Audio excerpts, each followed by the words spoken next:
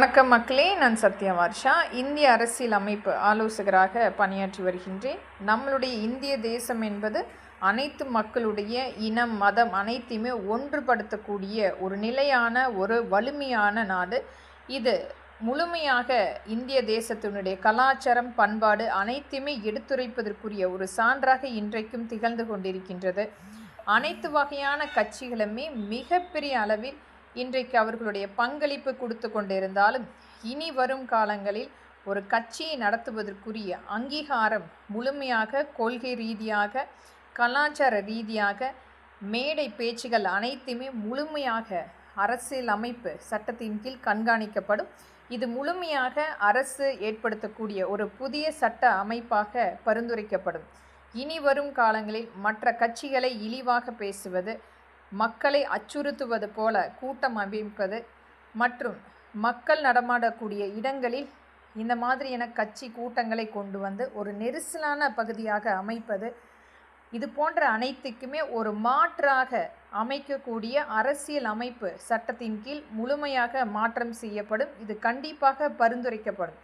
இனி வரும் காலங்களில் கட்சிகள் மக்கள் இருக்கும் இடத்துக்கு நேரடியாக சென்று அவர்களுடைய இயல்பான வாழ்வாதாரத்தை தெரிந்து கொள்வதற்குரிய கட்டாய சட்ட திருத்தம் ஏற்படுத்தப்படும். இனி தேவையில்லாமல் மக்கள் கூடக்கூடிய சாலை பகுதிகளில், கடை வீதிகள் அனைத்திலுமே ஒரு நெரிசலான கூட்ட பகுதிகளில் கூட்டங்களை கட்சிகளில் ஆரம்பிப்பது, அங்கு பேச்சுகளை வளர்ப்பது, இவர்களுடைய ஆதிக்கத்தை செலுத்துவதை அனைத்துமே முழுமையாக நிராகரிப்பு செய்து மக்கள் இருக்கும் இடத்துக்கு நேரடியாக சென்று இவர்களுடைய கொள்கை ரீதியாக அமைக்கக்கூடிய சட்ட திருத்தம் முழுமையாக நம்மளுடைய இந்திய அரசியல் அமைப்பு சட்டத்தின் கீழ் கொண்டு வரப்படும். இனி வரும் காலங்களில் மேடை பேச்சுகள் முழுமையாக கண்காணிக்கப்படும்.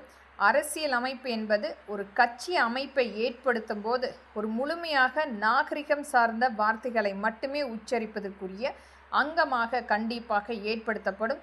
இன்றைக்கு இவர்களுடைய கட்சியை வளர்ப்பதற்குரிய நாகரிகமற்ற மற்ற தலைவர்களை முன்னிறுத்தி பேசுவது, இது போன்ற அனைத்து பதிவுகளுமே கண்காணிக்கப்பட்டு அந்த கட்சி முழுமையாக இந்திய அரசியல் சட்ட சாசனப்படி நீக்கம் செய்யப்படும்.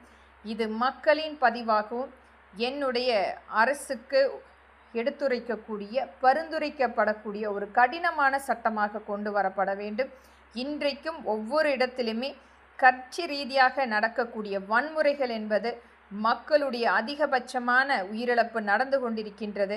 இனி வரும் காலங்களில் மக்கள் நடமாடக்கூடிய இடங்களில் கூட்டங்களை கூட்டுவதற்கு அனுமதியும் இல்லாமல் மக்கள்